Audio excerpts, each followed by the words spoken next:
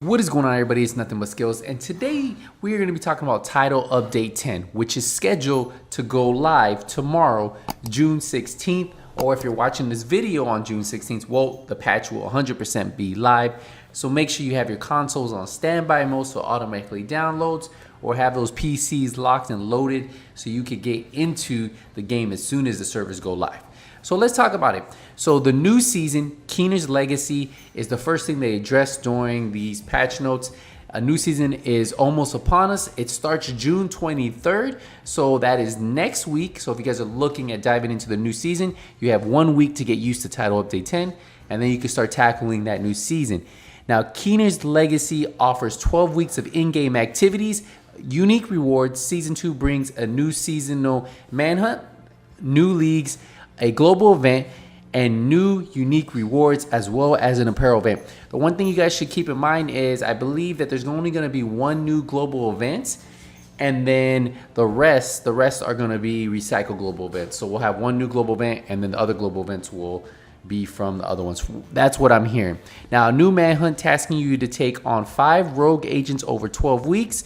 We're used to this already. There's a new global event called Hollywood, a new apparel event called Phoenix Down, new leagues, Termite, Luna, Huntsman, and Titan, and the new rewards: 2 new exotics, 1 new gear set, 2 new named weapons, 2 new named gear, and 1 new brand set. Now, participating in these activities above will earn players season experience, contributing to their season level. Now, playing conflicts will contribute XP by gaining conflict levels beyond 30, and then playing the Dark Zone will contribute XP by gaining DZ levels beyond 30.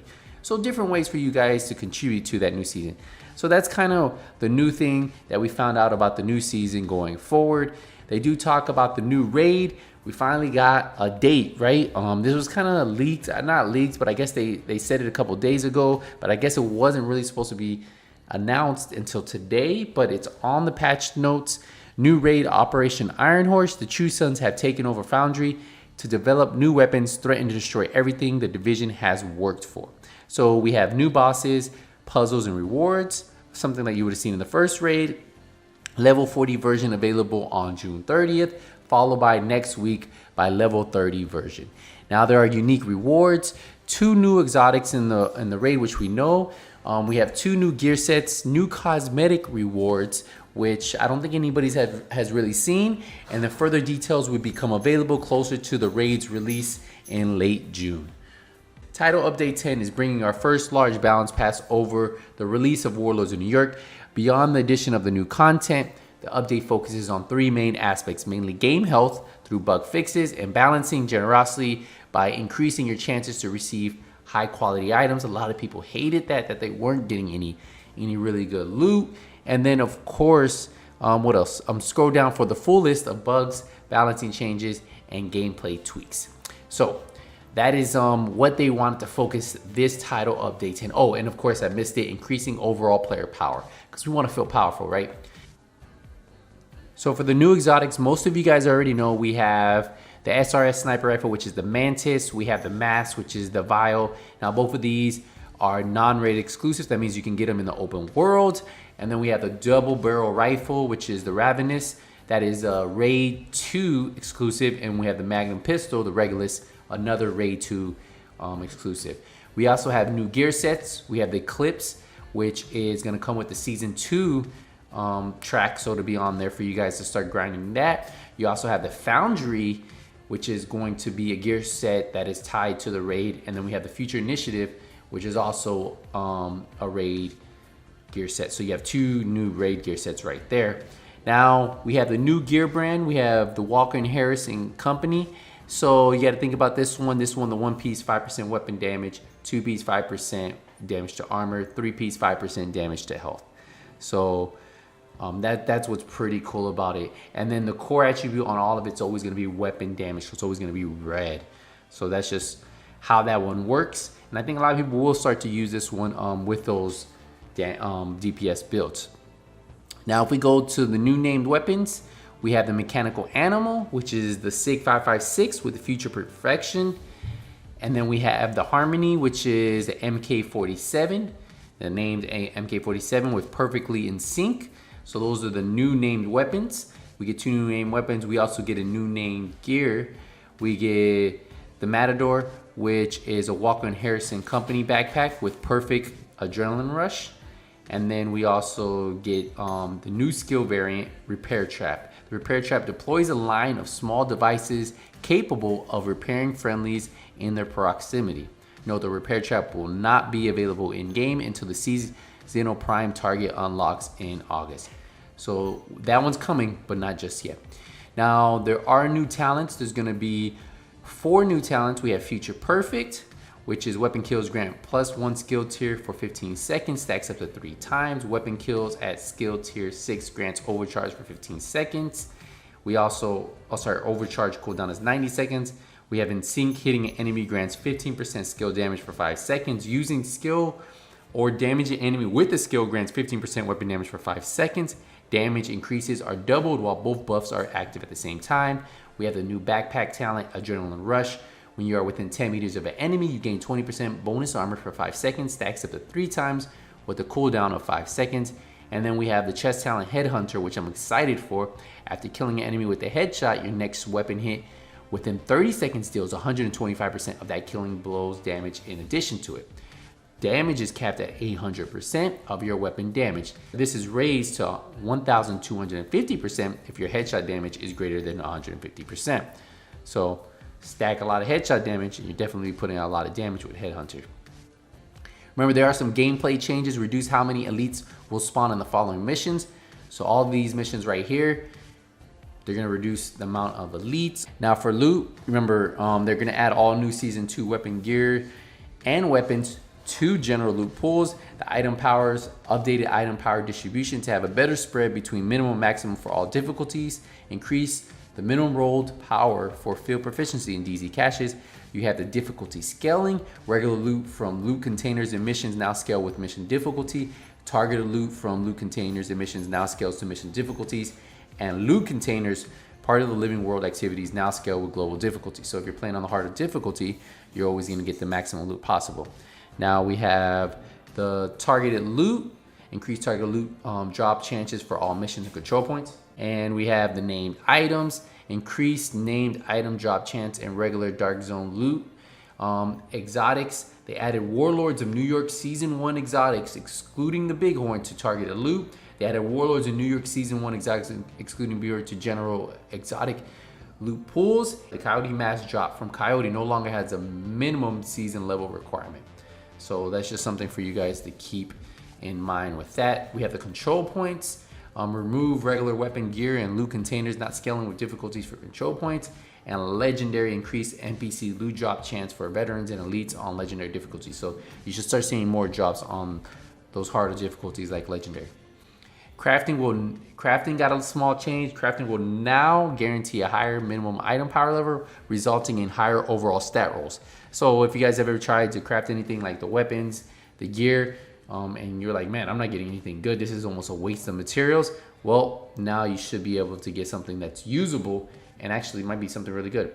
And then they removed the final World Tier 5 crafting bench upgrade as its power increase is now redundant. So that one's gone. So once you get to World Tier 5, it's automatically going to be on the power level.